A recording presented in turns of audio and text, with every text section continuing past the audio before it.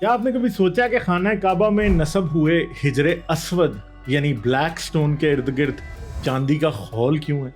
کیا اس کا مقصد صرف پتھر کی خوبصورتی میں اضافہ کرنا ہے یا اس کے پیچھے کوئی اور مقصد ہے؟ یہ پتھر آیا کہاں سے تھا؟ اس نے کہاں کہاں کی سیر کی؟ مسلمانوں کے لیے اس کی کیا امپورٹنس ہے؟ کیا خدا نے قرآن کی طرح کعبہ اور حجر اسود کی حفاظت کا بھی ذمہ خود لیا ہوا ہے؟ یہ ساری باتیں اور ان کے علاوہ بھی حجر اسود کے بارے میں کچھ بہت ہی زبردست ان نون فیکٹس جاننے کے لیے اس ویڈیو کو آخر تک ضرور دیکھیں۔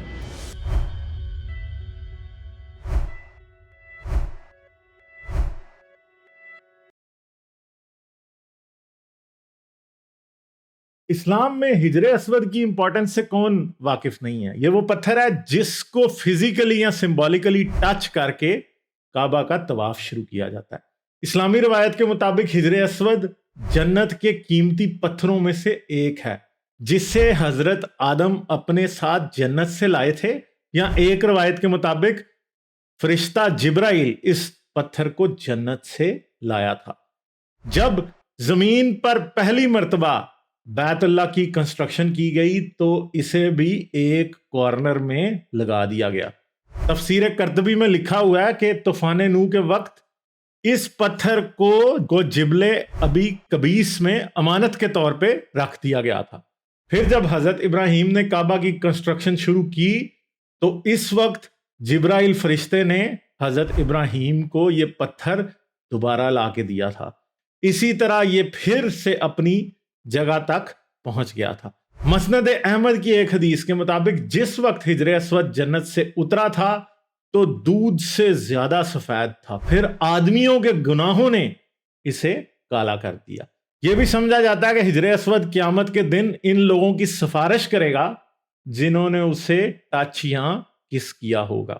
آپ اس بات سے اس پتھر کی امپورٹنس کا اندازہ لگا لیں کہ ابن ماجہ کی حدیث نمبر 2957 کے مطابق جو شخص حجر اسود کو ہاتھ لگائے تو گویا وہ اللہ سے ہینڈ شیک کر رہا ہے، یعنی اس سے ٹچ کرنا اللہ سے ہاتھ ملانے کے برابر ہے۔ لیکن افسوس کہ اس قدر قیمتی پتھر کو اس دنیا میں آگے بہت سے اپس اینڈ ڈاؤنز دیکھنے پڑ گئے۔ کعبہ کی فرسٹ کنسٹرکشن سے لے کے اب سے کچھ ڈیکیڈز پہلے تک، جب سعودی عرب تیل کی دولت سے مالا مال نہیں ہوا تھا، ہر کچھ سال بعد اللہ مکہ میں سیلابی پانی بھیج دیتا تھا جس میں کعبہ اور بعض اوقات حجر اسود تک غوطے لگانے لگتا تھا یا ڈوب جاتا تھا۔ لیکن اب سعودی گورنمنٹ کی تیل کی دولت سے کی گئی فلڈ مینجمنٹ کی وجہ سے ایسا واقعہ پیش نہیں آتا۔ مسلمانوں کی تاریخ کے مطابق حضرت محمد کی پیدائش سے کچھ عرصہ پہلے یمن کا بادشاہ ابراہا ہاتھیوں کا ایک لشکر لے کے کعبہ اور حجر اسود کو تباہ کرنے کے لیے چل پڑا تھا، لیکن اللہ نے ٹائملی ایکشن لے لیا اور ابابیل نامی پرندے بھیج کے ابراہا کی آرمی کو شکست دے دی اور اس کے ہاتھیوں کو مار دیا۔ قرآن کی سورہ فیل میں بھی اس واقعے کی طرف اشارہ ہے۔ اس کے کچھ عرصے بعد جب مسلسل سیلاب کی ڈیمیج کی وجہ سے کعبہ کو رینوویٹ کیا جا رہا تھا تو قریش کے قبیلے اس بات پہ ایک دوسرے سے جنگ پہ تیار ہو گئے تھے کہ حجر اسود کو اس کی جگہ پہ کون پلیس کرے گا، لیکن حضرت محمد نے انٹرونشن کی اور یہ جنگ نہیں ہوئی۔ ابھی اس بات کو ایک سینچری بھی نہیں گزری تھی کہ حجر اسود کے ستارے پھر گردش میں آ گئے۔ 73 ہجری میں عبد الملک بن مروان کے حکم پہ حجاج بن یوسف نے عبداللہ بن زبیر کو سبق سکھانے کے لیے مکے پہ حملہ کر دیا۔ مکہ کے لوگوں کو لگا ایسے موقع پہ خدا کا گھر ہی سب سے محفوظ جگہ ہو سکتی ہے، اس لیے وہ بیت اللہ میں اکٹھے ہو گئے۔ حجاج بن یوسف نے بیت اللہ پہ منجنیق یعنی کیٹاپلٹ سے پتھر پھینکے اور کعبے کی بلڈنگ کو بہت سخت نقصان پہنچا اور کعبہ گر گیا۔ اس طرح کعبے کے ساتھ ساتھ حجر اسود بھی ٹوٹ گیا، لیکن کسی ان نون ریزن کی وجہ سے اس مرتبہ کعبے کی حفاظت کے لیے آسمان سے ابابیلیں نازل نہیں ہوئی۔ عبداللہ بن زبیر اور کعبے میں پناہ لینے والے بے شمار مسلمان قتل کر دیے گئے تھے، لیکن اس مقدس پتھر کی بے عزتی کی سٹوری ابھی ختم نہیں ہوئی۔ خلافت عباسیہ کے دور میں کرامتیوں نے بہت طاقت حاصل کر لی تھی۔ اسلامی تاریخ کے مطابق کرامتی اسماعیلی شیعہ فرقے سے تعلق رکھتے تھے اور اپنے سوئسائیڈ اٹیکس اور گوریلا وار اسٹریٹجی کی وجہ سے بڑے مشہور تھے۔ یہ لوگ اچانک حملہ کر کے پورا شہر لوٹ لینے اور ڈسٹروائے کرنے کی ایبلٹی رکھتے تھے۔ انہیں باطنیہ بھی کہا گیا ہے۔ خلیفہ معتصم کے دور میں ایک مشہور کرامتی ابو سعید بن بہرام الجنابی نے بحرین اور لہسا کے مقام پہ اپنی گورنمنٹ بنا رکھی تھی۔ یہ ایک ریلیجس ایکسٹریمسٹ تھا، مذہب کے نام پر لوٹ مار پہ یقین رکھتا تھا اور اپنے سیکٹ کو بہت پروموٹ کرتا تھا۔ مسلسل پریچنگ، دولت، طاقت اور زور زبردستی کی وجہ سے اس دور میں کرامتیوں کی تعداد بہت بڑھ گئی تھی۔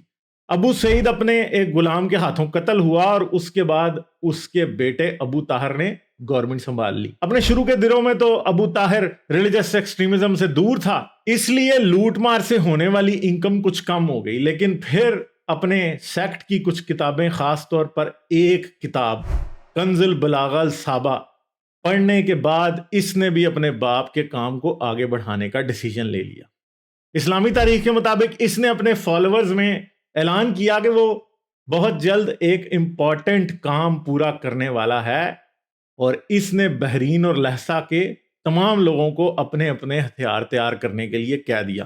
اس اعلان پہ کرامتی ایکسپیکٹڈ وار بوٹی یا لوٹ کے مال کا سوچ کے بہت خوش ہوئے اور بڑی تعداد میں ابو طاہر کے پاس ایک فوج جمع ہو گئی۔ یہ مقتدر باللہ کی خلافت کا زمانہ تھا۔ 370 ہجری کا حج شروع ہونے والا تھا۔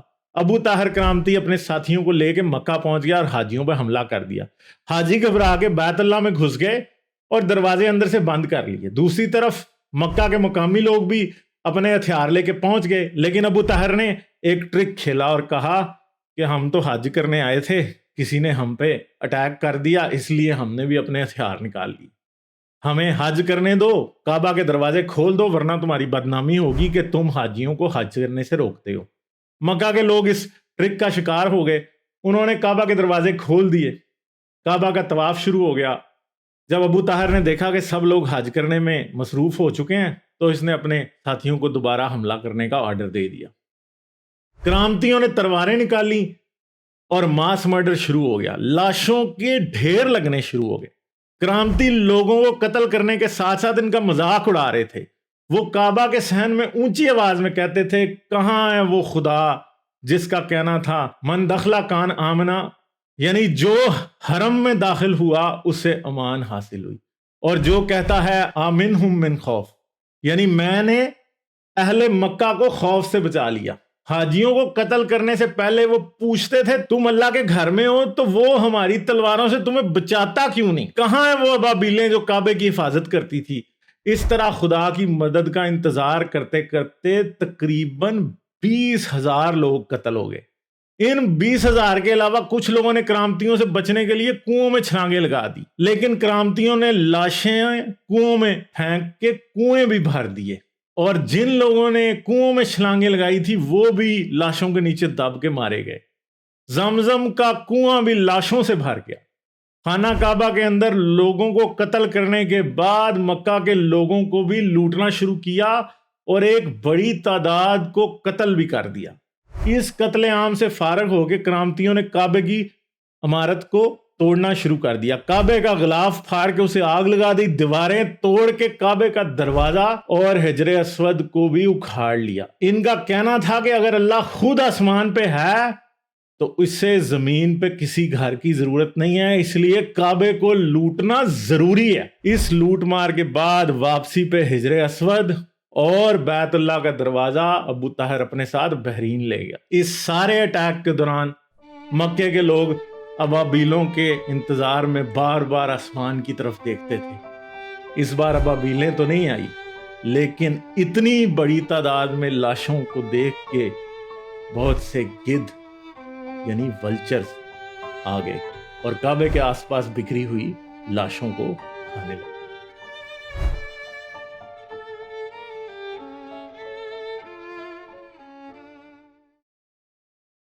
ابو طاہر جب واپس پہنچا تو اس نے تورات، انجیل اور قرآن کی کتابیں اکٹھی کروائیں اور ان کو کھلے میدانوں میں پھینک دیا۔ کرامتی وہاں جاتے اور ان مقدس کتابوں پہ پیشاب اور پخانہ کیا کرتے تھے۔ ابو طاہر کا کہنا تھا کہ 3 افراد نے انسانوں کو برباد کر کے رکھ دیا، ایک گڈریا یعنی حضرت ابراہیم، ایک طبیب یعنی حضرت عیسیٰ، اور ایک شتربان یعنی حضرت محمد. اور وہ یہ بھی کہتا تھا کہ مجھے سب سے زیادہ غصہ اس شتربان پہ ہے کہ یہ شتربان باقیوں کی نسبت زیادہ بڑا شوبدہ باز یعنی کون مین تھا. وہ جنت کا پتھر جو نبیوں کے ہاتھوں میں رہا، جسے لوگ انتہائی عقیدت سے چومتے ہیں، جسے ہاتھ لگانے کا مطلب خدا سے ہاتھ ملانا ہے، اسے ابو طاہر نے 2 ٹکڑوں میں توڑوا کے اپنے ٹوائلٹ میں اس طرح فکس کروایا کہ جب وہ پخانہ کرنے بیٹھتا تھا تو اس کے دونوں پاؤں حجر اسود کے 2 ٹکڑوں پہ ہوتے تھے. اور اس طرح یہ بلیک سٹون تقریباً 22 سال تک ابو طاہر کے قدموں کے نیچے اس کے پیشاب اور پخانے کے چھینٹوں کو برداشت کرتا رہا. زیادہ تر اسلامی ہسٹورینز کے مطابق عباسی خلیفہ کی ریکویسٹ پہ مصر کے فاطمی خلیفہ نے ابو طاہر کو راضی کیا کہ وہ خراج یا ہیوج رینسم منی لے کے کالا پتھر واپس کر دے. اس طرح 22 سال کے بعد ابو طاہر نے بھاری رقم لے کے اسے عباسیوں کے حوالے کیا. لیکن نظام الملک توسی کا کہنا ہے کہ رینسم منی نہیں دی گئی تھی، بلکہ حجر اسود کو واپس لانے کے لیے مسلمانوں کی ایک بہت بڑی آرمی تیار ہو گئی تھی. تو اس حملے سے بچنے کے لیے کرامتیوں نے حجر اسود کے ٹکڑوں کو کوفہ کی جامع مسجد میں پھینک دیا تھا. لیکن چونکہ حجر اسود اب ٹوٹ چکا تھا اور ایک پتھر نہیں تھا، اس لیے اس کے ٹکڑوں کو لوہے کی سلاخوں سے جوڑنا پڑا، جس کے بعد اسے آب زمزم سے دھو کے پاک کر کے دوبارہ کعبے میں لگا دیا گیا، جہاں حاجی اسے دوبارہ ہاتھ لگانے اور چومنے لگے تاکہ وہ اللہ سے ہاتھ ملا سکیں. اس کے بعد بھی حجر اسود پر کئی بار حملہ ہو چکا ہے. 363 ہجری میں ایک رومی شخص نے اپنے کلہاڑے سے حجر اسود کو کریک کر دیا تھا. پھر 413 ہجری میں الحاکم العبیدی نامی شخص نے حجر اسود کے ٹکڑے ٹکڑے کر دیے تھے، جس کی وجہ سے آج یہ بلیک سٹون 7 یا 8 ٹکڑوں میں ٹوٹا ہوا ہے. ان ٹکڑوں کو اکٹھا کرنے کے لیے انہیں جوڑ کر اس سلور فریم میں رکھا گیا ہے جو آج ہمیں خانہ کعبہ کی دیوار پہ نظر آتا ہے. وہ تمام فیکٹس جو میں نے آپ کو اس ویڈیو میں بتائے ہیں، ان کے ریفرنس ڈسکرپشن میں موجود ہیں. اس ویڈیو کو لائک اور شیئر کرنا نہ بھولیں. چینل کو سبسکرائب کریں. آپ پیٹریون پر بھی اس چینل کو سپورٹ کر سکتے ہیں. پیٹریون کا لنک اس ویڈیو کی ڈسکرپشن میں موجود ہے. قرآن میں موجود 5 بگ پرابلمز کے لیے یہاں کلک کریں. MBS جو نیا کعبہ بنا رہا ہے اس کے بارے میں جاننے کے لیے یہاں کلک کریں. پیٹریون پہ سپورٹ کرنے کے لیے یہاں کلک کریں. اپنا بہت سا خیال رکھیے گا. میں آپ سے ملوں گا اگلی ویڈیو میں.